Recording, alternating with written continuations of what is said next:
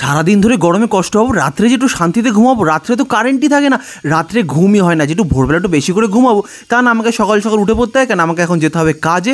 তাই সকাল সকাল উঠে বাড়িতে সব থেকে নরম যে জামাটাতে সেটাই পরে ফেলেছি। এই জামাটা প্রায় নেতার মতো হয়ে গেছে, কিন্তু এটাই পরে যাবো, কেন গরমকালে এই জামাটাই আমার বেস্ট। আর আমার মুখ চোখ দেখছো, রাত্রেবেলা একদম ঘুমায়নি, কেন সত্যি কালকে রাতে অনেকক্ষণ কারেন্টই ছিল না, এত গরম, তার মধ্যে কারেন্ট নেই, অসহ্যকর অবস্থা। তার মধ্যে ঘুমোতে পারি না, সকাল সকাল উঠেই বেরিয়ে পড়েছি, কেন কাজে তো আমাকে যেতেই হবে। আমি একটা জুট মিলে কাজ করি, আমি যদি কাজে না যাই তাহলে আমি সেই দিনে টাকাটা আর পাবো না, রোজটা কাটা যাবে, তাহলে আমার সংসার চলবে না। আর চলে এসেছি জুট মিলে। জুট মিলের ভিতরে যা গরম ভাই, তোমাদেরকে কি বলবো।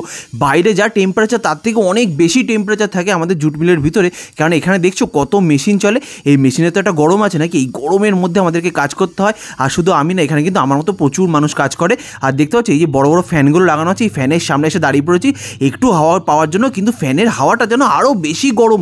কী কষ্ট হচ্ছিলো ফ্যানের হাওয়াতে, দাঁড়াম না, বেশিক্ষণ ফ্যানের হাওয়ায় দাঁড়ানো যাবে না, এই ফ্যানের হাওয়াতে কাজ করা সত্যি খুবই কঠিন। তাই এখান থেকে বেরিয়ে আসলাম। মাঝে মাঝে তো মনে হয় যে না, আজকে আর কাজে যাবো না, কাজ থেকে ছুটি নিই। তারপর ভাবলাম যে আজ যদি ছুটি নিই তা তো টাকাটা মার যাবে, তাও টাকাটা পাবো না।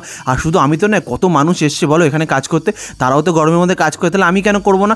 আমি একটু এদিক ওদিক ঘুরে ঘুরে দেখছিলাম কী কী কাজ আছে আমার বাকি, আর একটু কোথায় দাঁড়ালে একটু গরমটা কম লাগবে। সত্যি এত অসহ্য গরম, সহ্যই করতে পারছিলাম না। তাই চারিদিকে হেঁটে হেঁটে দেখছিলাম যে কোন জায়গায় দাঁড়ালে একটু গরমটা কম লাগে, কিন্তু আমি বৃথায় হেঁটে যাচ্ছি, কারণ সব জায়গায় প্রচণ্ড রকমের গরম। আমি তো গরম সহ্য করতেই পারছিলাম না। তাই হাঁটতে হাঁটতে এদিক ওদিক দেখছিলাম কোথায় কী পাওয়া যায়। এদিক ওদিক দেখতে দেখলাম এখানে আরেকটা মেশিন রয়েছে, এই মেশিনে এখানে দেখলাম এই জায়গাটা একটু ঠান্ডা হয়েছে। তাই কিছুক্ষণ দাঁড়ালাম, আর যখন বাড়িতে এসেই সোজা চলে গেছি স্নান করতে, কারণ এত গরম লাগছিলো, স্নান না করলে কিন্তু উপায় নেই। তাই সোজা দাঁড়িয়ে পড়েছি স্নান করতে। স্নান করে গায়ে যখন ঠান্ডা ঠান্ডা জলটা ঢালছিলাম না, তখন আমার সত্যি শরীরটা ঠান্ডা হয়ে গেল। আর ওদিকে তুলিকা দাঁড়িয়ে দাঁড়িয়ে হাসছে। তুলিকা বলছে কী করছো? চান করছি। চান করছি তো কী হয়েছে বলো, এত গরমটা চান করছে, ওদিন খেতে দাও তাড়াতাড়ি। আর ঘরে ঢুকে দেখি তুলিকার বাবাকে খাইয়ে দিচ্ছে, আর বাবার তো শরীরটা একটু খারাপ। আর বাবা দেখছো এখন বাচ্চাদের মতো হয়ে গেছে, কী সুন্দর চুপচাপ বসে খাচ্ছে, আর তুলিকা খাইয়ে দিচ্ছে।